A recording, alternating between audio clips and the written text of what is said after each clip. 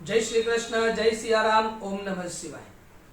आप सबको अधिक मास के 15वें दिन की हार्दिक शुभकामनाएं। अधिक मास का 15वां अध्याय का प्रारंभ कुछ इस प्रकार होता है कि श्री नारायण बोलते हैं कि हे नारद जी, तब सदैव ब्राह्मण का गदगद वाणी द्वारा भगवान भक्त वत्सल भगवान श्री कृष्ण की प्रार्थना करने लगा कि हे देवताओं के देवता, त्रिलोक को अभय वरदान देने वाले प्रभु, सभी ईश्वरों को भी ईश्वर, मैं आपकी शरण में आया हूं, मेरा नमस्कार स्वीकार कीजिए।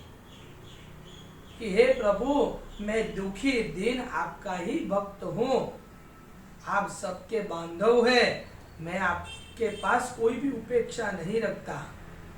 वाल्मीकि ऋषि आगे कहते हैं कि हे राजन, ब्राह्मण शरीर से प्रभु की इस प्रकार की जब स्तुति हुई, तब मेघ के समान गंभीर वाणी से भगवान श्री हरि बोले कि हे बुद्धिमान तपस्वी पुत्र, तुमने भली भांति तप किया है, तू जो मुझसे मांगना चाहता है वो मांग ले। मैं तुम्हें तुम्हारे तप से प्रसन्न हुआ हूं, तुम्हें जो चाहिए वो देने के लिए मैं तैयार हूं। तब ब्राह्मण भगवान के ऐसे वचन सुनकर कहता है कि हे प्रभु, आप मुझे वरदान के रूप में एक पुत्र दे दीजिए। ब्राह्मण के ऐसे वचन सुनकर भगवान श्री हरि बोले कि हे ब्राह्मण, ब्रह्मा ने तुम्हें पुत्र सुख से वंचित रखा है, इसलिए पुत्र को छोड़कर तुम कुछ भी मांग लो। मैं अवश्य तुम्हें जो चाहिए, पुत्र के अलावा तुम्हें जो चाहिए वो सब देने के लिए मैं तैयार हूं। तब बिजली गिरने के समान श्री हरि के वचन सुनकर कटे जड़ वाले वृक्ष के समान ब्राह्मण वहीं पर गिर पड़ा।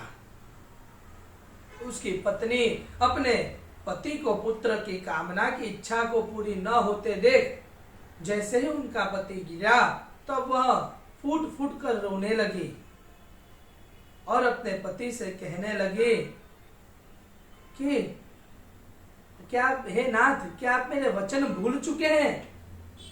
मैंने आपको कहा था कि विधाता ने हमारे जीवन में जो सुख दुख लिखा है वह हमें भोगना ही पड़ता है, उससे कोई भी मनुष्य वंचित नहीं रह सकता।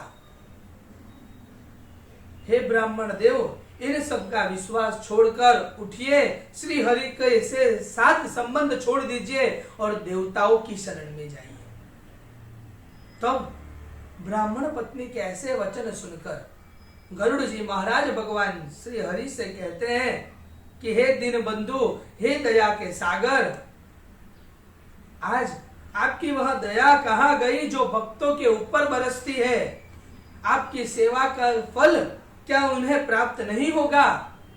जो भी आपकी सेवा करता है आप उसे अवश्य फल देते हो, तो आज वह क्या हुआ है?